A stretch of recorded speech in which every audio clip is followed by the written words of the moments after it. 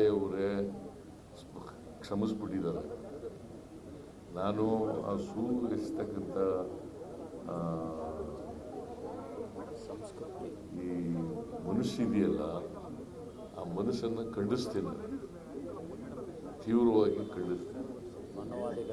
ಅದು ಮನುವಾದಿಗಳ ಪ್ರಯತ್ನ. ಈ ಮನುವಾದಿಗಳ ಪ್ರಯತ್ನ, ಅದಕ್ಕೆ ವಿಚಲಿತರಾಗಿಲ್ಲ. ಚೀಫ್ ಜಸ್ಟಿಸ್ ಆಫ್ ಇಂಡಿಯಾ ವಿಚಲಿತರಾಗಿಲ್ಲ. ಅವರು ಎಂದಿನಂತೆ ಕಾರ್ಯಕ್ರಮಗಳನ್ನು ಕೆಲಸ ಮಾಡ್ಕೊಂಡು ಹೋಗಿದ್ದಾರೆ. ಜೊತೆಗೆ ಅವರು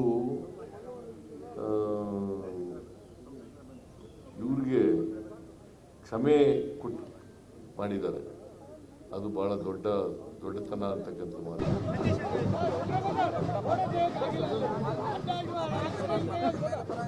ಮಹರ್ಷಿ ವಾಲ್ಮೀಕಿಯವರ ಜಯಂತ್ಯೋತ್ಸವ ಪ್ರತಿ ವರ್ಷದಂತೆ ಈ ವರ್ಷನೂ ಕೂಡ ಆಚರಣೆ ಮಾಡ್ತಾ ಇದ್ದೀವಿ.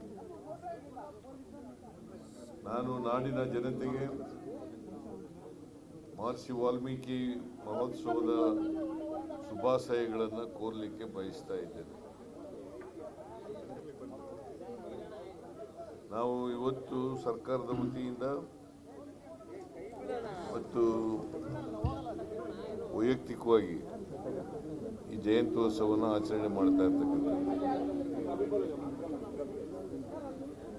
ಅದರ ಪ್ರಯುಕ್ತ ವಾಲ್ಮೀಕಿ ಪ್ರತಿಮೆಗೆ ಸರ್ಕಾರ ಮಾಲಾರ್ಪಣೆಯನ್ನು ಮಾಡಿ ಪುಷ್ಪ ಅರ್ಚನೆಯನ್ನು ಮಾಡಿ ಅವ್ರನ್ನ ಸ್ಮರಿಸ್ಕೊಳ್ತಕ್ಕಂಥ, ಅವ್ರನ್ನ ಗೌರವಿಸ್ತಕ್ಕಂಥ ಕೆಲಸವನ್ನು ಮಾಡ್ತೇವೆ. ವಾಲ್ಮೀಕಿ ಅವರು ಈ ದೇಶ ಕಂಡಂಥ ಅಪರೂಪದ ಸಾಹಿತಿ ಅಂತಕ್ಕಂಥದ್ದನ್ನು ನಾವೆಲ್ಲರೂ ಕೂಡ ಅರ್ಥ ಮಾಡ್ಕೋಬೇಕಾಗ್ತದೆ. ಈ ದೇಶದಲ್ಲಿ ರಾಮಾಯಣವನ್ನು ಅದನ್ನು ಬರೆದು ಇಡೀ ಜಗತ್ತಿಗೆ ಪರಿಚಯಿಸ್ತಕ್ಕಂಥ ಪ್ರಯತ್ನವನ್ನು ವಾಲ್ಮೀಕಿ ಮಾಡಿದರು.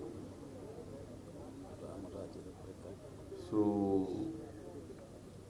ನಾವು ತಿಳ್ಕೋಬೇಕು, ವಾಲ್ಮೀಕಿಯವರು ಶೂದ್ರ ಜನಾಂಗದಲ್ಲಿ ಜನಿಸಿದ್ರು ಕೂಡ ಒಂದು ಮಹಾನ್ ಕಾರ್ಯವನ್ನು ಮಾಡಿದ್ದಾರೆ. ಅದು